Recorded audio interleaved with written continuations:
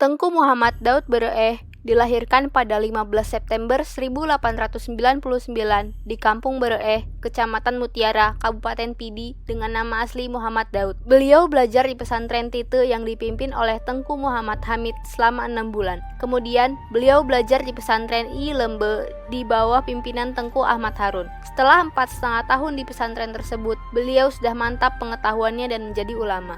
Ia menjadi orator ulung yang dikenal sebagai singa podium. Karena itu, beliau mendapat gelar Tengku di Bereeh. Untuk memadamkan perlawanan Muslim Aceh, Belanda melarang berdirinya organisasi politik Islam. Maka, dibentuk sebuah organisasi yang bernama Persatuan Ulama Seluruh Aceh. Dipilihlah Tengku Muhammad Daud Bereeh sebagai ketua. Setelah proklamasi berkumandang, Daud Bereeh diangkat menjadi gubernur militer Aceh oleh pemerintah pusat. Jabatan ini dipegang sampai akhir tahun 1949.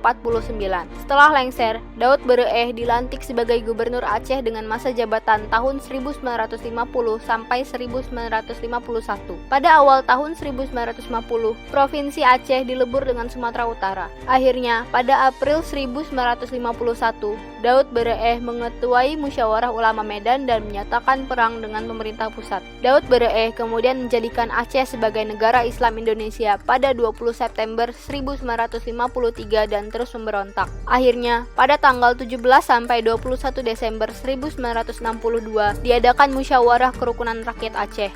Musyawarah tersebut berhasil mendirikan kembali Provinsi Aceh dengan status daerah istimewa. Akibat sikapnya ini, Tengku Daud Bereeh kemudian dilumpuhkan secara sistematis oleh pemerintah Orde Baru. Beliau kemudian meninggal di Aceh 10 Juni 1987 pada umur 87 tahun dan dimakamkan di tanah kelahirannya. Bugis Delanipa, Kabupaten Luwu. Ibnu Hajar lahir pada bulan April 1920 dengan nama lahir Angli atau Haderi bin Umar. Beliau lahir di desa Ambutun, Kandangan, Kabupaten Hulu Sungai Selatan. Ayahnya berasal dari Ambutun dan ibunya bernama Siti Hadijah. Ibnu adalah seorang bekas Letnan II TNI yang kemudian memberontak dan menyatakan gerakannya sebagai DITI Kartosuwiryo. Dengan pasukan yang dinamakan Kesatuan Rakyat yang tertindas, Ibnu menyerang pos-pos kesatuan tentara di Kalimantan Selatan dan melakukan tindakan-tindakan pengacauan pada bulan Oktober 1950. Pada akhir tahun 1954, Ibnu membulatkan tekadnya untuk masuk negara Islam. Kemudian Ibnu diangkat menjadi Panglima Tentara Islam Indonesia di wilayah Kalimantan. Pada akhir tahun 1959, pasukan gerombolan Ibnu Hajar dapat dimusnahkan oleh pasukan pemerintah, dan Ibnu sendiri dapat ditangkap. Gerakan perlawanan berakhir pada bulan Juli 1953. Ibnu Hajar dan anak buahnya menyerahkan diri secara resmi pada bulan Maret 1965. Pengadilan militer menjatuhi hukuman mati kepada Ibnu Hajar. Kahar Muzakar lahir pada tanggal 24 Maret 1920 dari keluarga bangsawan Bugis Delanipa, Kabupaten Luwu, Sulawesi Selatan dengan nama lahir Ahmad Nur Fatoni. Kahar memprakarsai lahirnya Gerakan Pemuda Indonesia Sulawesi. Kahar juga merupakan pagar hidup Soekarno pada rapat raksasa Ikada di Jakarta 19 September 1945. Sebelum adanya pembelotan, Kahar merupakan pemuda yang aktif dalam dunia kemiliteran.